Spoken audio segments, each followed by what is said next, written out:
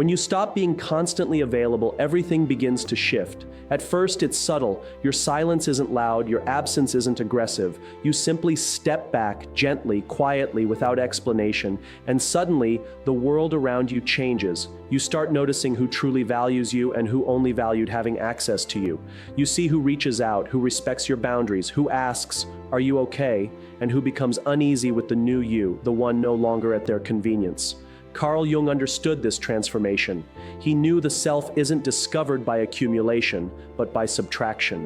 You remove the noise, the compulsion to be needed, the constant urge to respond, the fear of disappointing others. You stop performing for everyone else's comfort. And what remains? You. Raw, authentic, unfiltered, untouched by external demands. But it wasn't always this way. Once you were always available, you answered quickly, picked up every call, gave time you didn't have, said yes when everything inside you screamed no. Why? Because you believed your availability equaled your value. You thought showing up for everyone meant you mattered. You believed being dependable was love, but it wasn't. It was fear. Fear of being forgotten, fear of being replaced, fear of being seen as selfish. And so, unknowingly, you gave yourself away piece by piece like free samples, hoping someone would finally say, "You've done enough, you can rest now." But no one did. Because when people grow accustomed to your constant presence, they stop seeing it as a gift, they start seeing it as a given. And here is where Jung's wisdom cuts deepest. He said, loneliness doesn't come from being alone, but from being unable to express what matters most to you, and what could be more important than your peace, more sacred than your time, more valuable than your self-respect. When you stop being endlessly available, you aren't being rude, you're being honest. You are telling the world, I am no longer for everyone. I am no longer a product. I am a complete person. At first, others resist. They guilt you, call you distant, claim you've changed, because in their world, you existed to serve their story. But now, you are writing your own. The truth most people won't admit. They don't miss you. They miss the version of you that made them feel better. They miss the convenience, the validation, the free emotional labor, but they never stop to consider what it cost you, your energy, your clarity, your peace, your voice. Not anymore. Now you are reclaiming it, slowly, powerfully, unapologetically. Jung didn't believe in half-lives. He believed in wholeness, integration, balance. He knew that unless you pull away from the noise, the crowd, the culture, the expectations, you'll never hear your own soul. And that soul doesn't shout, it doesn't plead, it whispers in quiet knowing. But to hear it, you must stop being available. To late-night texts from those who never ask how you truly are, to draining situationships, to friends who only call when they need something, to commitments that steal your energy and give nothing back. You have to cut the cords, not in anger, not in hate, but in truth. You're not rejecting others, you're protecting yourself. You're not abandoning anyone, you're returning to your center. And when you do, everything shifts.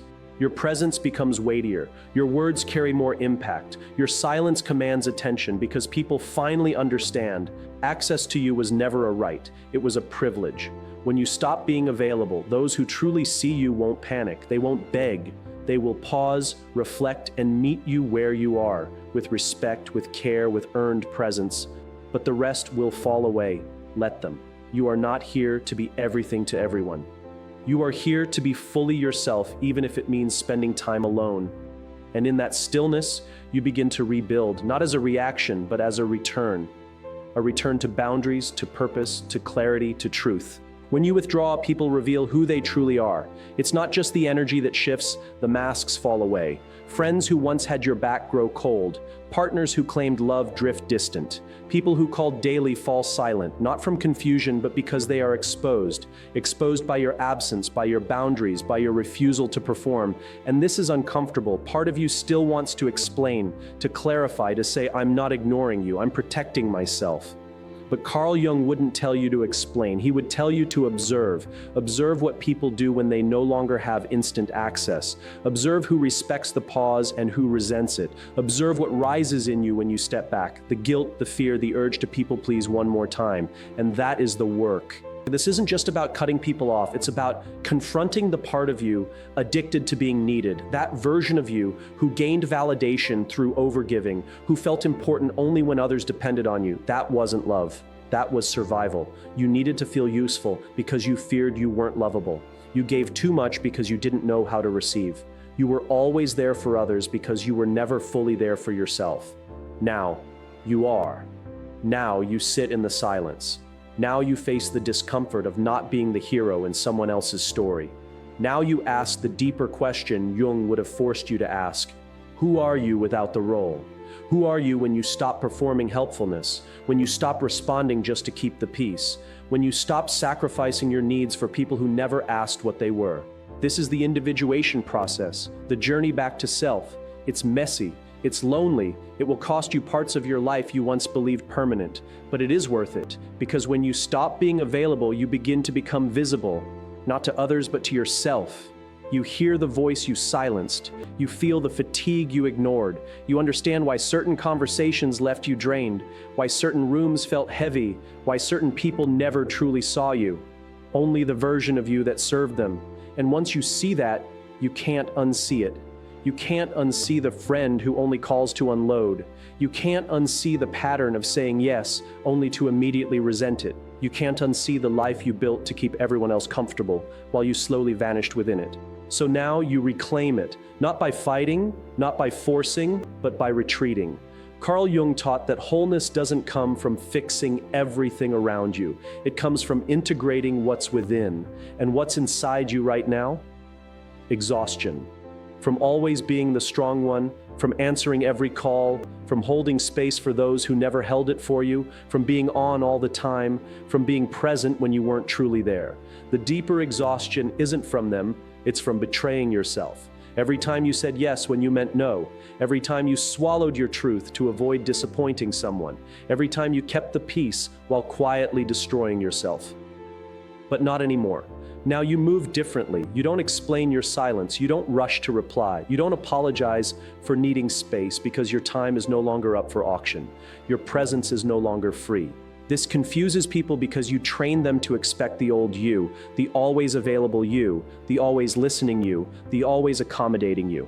But here's the hard truth. If people only loved the version of you that erased yourself for them, they didn't love you, they loved your usefulness. And that love had an expiration date, the moment you chose yourself. Here's what's beautiful. When you stop being available, you don't just lose people, you make room. Room for depth, room for peace, room for relationships where you don't have to be on to feel worthy, where you don't have to carry everything to feel valued, where you are loved not for what you give, but for who you are. But to find that, to build that, you must clear space. And clearing space requires boundaries, not walls, not cruelty, but sacred lines. Lines that protect your energy, lines that tell the world, I am not here to be consumed, I am here to live. Because that's what Jung meant by transformation. Not just becoming more, but becoming less available to everything that distracts you from yourself. When you do that, everything changes. People treat you differently, some with confusion, some with anger, and a rare few with respect. You'll walk into a room and speak less, yet be heard more. You'll stop replying instantly and be taken more seriously. You'll no longer be everywhere, but when you do show up, you'll matter, because scarcity creates value, and you, after all this time, are finally learning to value yourself. When you stop being available, everything changes. Not just who you lose, but who you become. Something powerful happens. You stop being used, not just by others, but by old versions of yourself. Versions desperate to be chosen. Versions that couldn't handle silence. Versions that believed attention meant love and giving meant survival. Carl Jung believed your true self isn't found in what you show the world. It's found in what you withdraw from the world. The parts of you that only emerge when you stop performing. And that's why absence is more revealing than presence. Because when you step away, the truth surfaces. You see who actually valued you and who only needed you. You see which relationships were truly mutual and which depended on your silence. You see how much of your life was designed to maintain peace outwardly while a war raged inside. And in that clarity, you begin to rebuild. This is where Jung's concept of individuation becomes tangible. It's not just philosophy, it's a path, a return to center. Not to isolate forever, but to step back long enough to know who you are when no one is asking you to be something for them. Who are you when no one expects you to fix their pain? When no one is waiting on your reply? When no one depends on your availability? What do you want? What do you need? What life do you build when it's not a reaction to someone else's demands? Most people never ask these questions because most never pause long enough to hear the answers. They stay in motion, in service, in performance, because stillness is frightening. Stillness shows you who you truly are, but also who you could be. The self you lost isn't gone. It's buried beneath obligations, survival strategies, and 1,000 tiny moments of saying, yes, I'll be there, when you needed to be present for yourself. Now you dig through that quietly, deliberately, powerfully. You don't need to announce it. You don't need to defend it.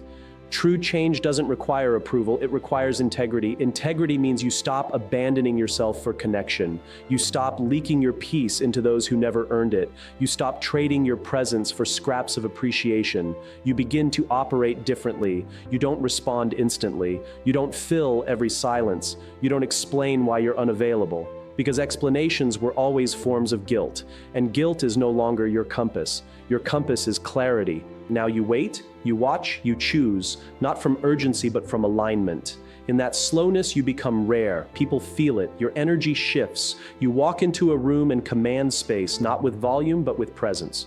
You're no longer trying to be liked, you're simply being real. And the real version of you doesn't owe anyone constant access, endless explanations, or the version of yourself that sacrificed peace to keep the room calm. Carl Jung would say, the most terrifying thing is to accept oneself completely. But that is the doorway. When you finally say, this is who I am. I don't need to be everything. I don't need to be everywhere. I don't need to be available to feel valuable. That is when freedom begins. Not loud freedom, not dramatic, just quiet, clean, uncompromised. That freedom will cost you. It will cost roles you once cherished, connections you clung to, and the versions of yourself you performed with pride. But what you gain is you, the self that never needed to overgive, the self that doesn't panic when ignored, the self that knows presence is sacred, not a service, and that self becomes unforgettable. In a world of noise, your stillness speaks. In a world of constant availability, your distance becomes magnetic. In a world where everyone is performing, your authenticity becomes disruptive.